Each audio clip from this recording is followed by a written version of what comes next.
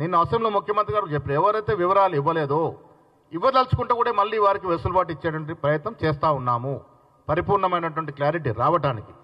ఇవాళ ఈ దేశ చరిత్రలో ఇంతవరకు ఎవరు చేయలేదు. చేసే సాహసం కాంగ్రెస్ పార్టీ చేసింది, చేసే సాహసం ముఖ్యమంత్రి రేవంత్ రెడ్డి గారు చేశారు. దాన్ని స్వాగతిద్దామా?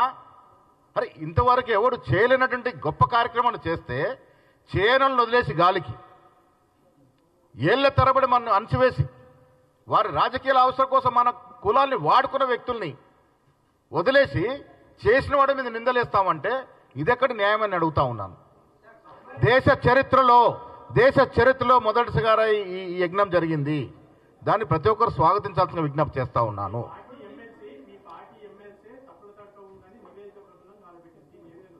పార్టీ ఎమ్మెల్సీ అయినా పార్టీ ఎంపీ అయినా కాంగ్రెస్ పార్టీలో ఎంత చిన్నవాడైనా పెద్దవాడైనా క్రమశిక్షణకు లోబడే ఉండాలి.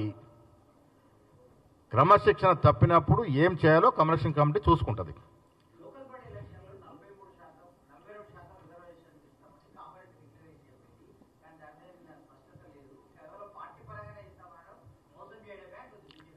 ఇప్పుడు ఒక క్లారిటీ ఇవ్వగలిగినా మేము ఈ రాష్ట్రంలో ఎవరు ఎంత జనాభాలో ఉన్నారో మీకు తెలుసు. సుప్రీంకోర్టు రూలింగ్ ఉన్నమాట, అది ఎవరు అధిగమించాలి? ఏదైతే మాటలు చెప్తున్నారో బీజేపీ నాయకులు వారు ముందుకొచ్చి ఆ అంశాన్ని చేరదీయాలి కదా.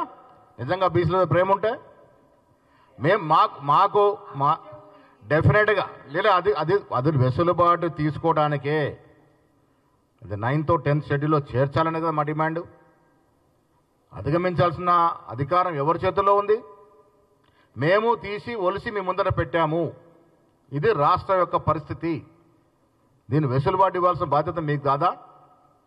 కాంగ్రెస్ పార్టీ కట్టుబడి ఉంది. ఎన్ని పర్యాయాలు బీసీలని పీసీసీ అధ్యక్షులుగా చేసింది. ఈ రాష్ట్ర చరిత్రలో ఉన్నటువంటి ఇప్పుడు రాజకీయ పార్టీలు వారి చరిత్ర తీయండి. ఎవరు ఎన్ని మార్లు బీసీలకు అవకాశం ఇచ్చారో మాటలు చెప్పడం కాదు, చేతల్లో చూపించాలి. ఇలా కాంగ్రెస్ పార్టీ కమిట్మెంట్ ఉంది కాబట్టి నాలాంటి బీసీ వాడు పీసీ ప్రెసిడెంట్ అవ్వగలిగినాడు. ఇలా కమిట్మెంట్ ఉంది కాబట్టి బీసీలకి మంత్రి పదవులు ఇవ్వగలని ఇంకా ఇవ్వబోతా ఉన్నాం.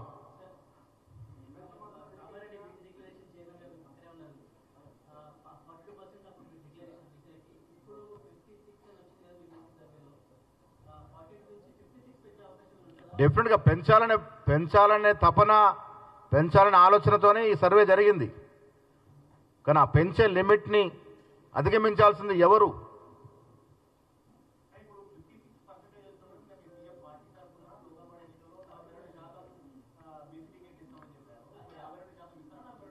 డెఫినెట్గా 42% ఈ సర్వే రానప్పుడు చెప్పినారు. దాన్ని పెంచే ప్రయత్నం అడుగడుగునా జరుగుతుంది. అది అధికారికంగా మేము దాన్ని ఆచరణలోకి తీసుకురావాలంటే అడ్డంకులు తొలగించాలి. అడ్డంకులు తొలగించేటువంటి సత్తా, ధైర్యం కేంద్ర ప్రభుత్వం బీజేపీ చేతుల్లో ఉంది. ఆ దశగా ప్రయత్నం చేయాలి.